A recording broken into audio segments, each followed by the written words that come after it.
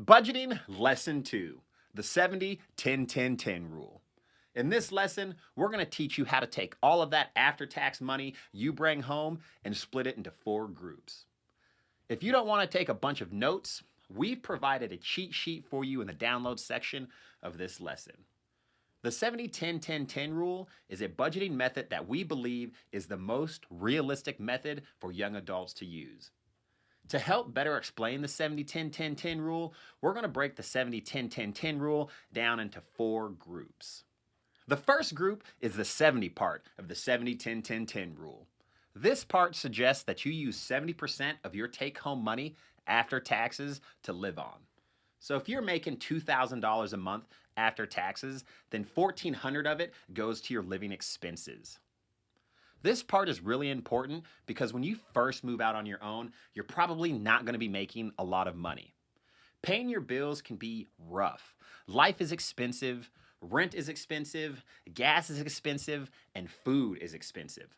That's why a huge bulk of your income gets eaten up in this category. The second group is the first 10 of the 70-10-10-10 rule. It suggests that 10% of your take-home money should go into your savings account, and you can split that up however you want based on whatever goals you're saving for. This could be a new car, a new phone, saving to move out of your parents' house, whatever. Additionally, part of that 10% should also go towards saving up your emergency fund. You don't want to skip funding your emergency account because it's not a matter of if you'll need it as an adult, but when. The third group is the second 10 of the 70-10-10-10 rule. It suggests that you use 10% of your take-home money for investing. There are a lot of ways that you can choose to invest your money. You can invest in real estate, you can invest in a business, you can invest in cryptocurrencies, you can buy and sell individual stocks on apps like Webull, Robinhood, or TD Ameritrade, or you can invest in long-term retirement accounts like a 401k or an IRA. When you invest 10% of your monthly income, you're using your money to make money. Even if it's just a little bit of money each month, it adds up over time. If you can't invest 10% a month, start wherever you can. Even if it's only $25 or $50 a month, it's still better than nothing at all. We're going to go way more in depth on investing during the investing module later on in this course, so don't worry and just focus on putting away 10% of your monthly income for the future. The fourth group is the final 10 of the 70-10-10-10 rule, and it's my favorite category. This 10% of your take-home money is for spending. Part of having a healthy budget is allowing you to still have fun while being responsible with your money. You need to enjoy life. Do things that you want to do. Buy stuff. Go out and eat with your friends, but don't get carried away. Stay within your 10% so that you don't dip into your ability to pay your other bills. And definitely don't let it get out of hand and rob your savings. This is literally the hardest part for most people to control. If you find yourself in debt, it's easy to say that you'll just use the money from this category to pay off the money that you had borrowed. And that might work short term, but for most people, it's a terrible long-term plan. The reality is, nobody wants to work just to get by. We want to have fun and enjoy ourselves along the way. If you don't leave money for fun in your budget, you're probably not going to stick to it. There are other budgeting methods.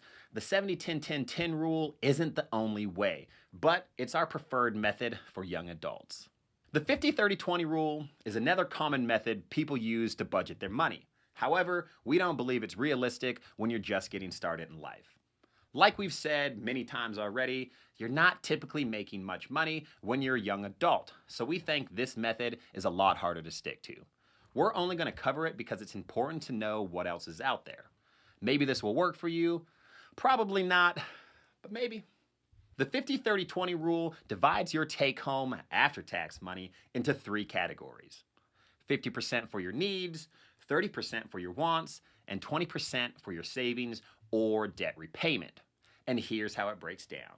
50% of your income goes towards your needs. These are expenses that you can't avoid.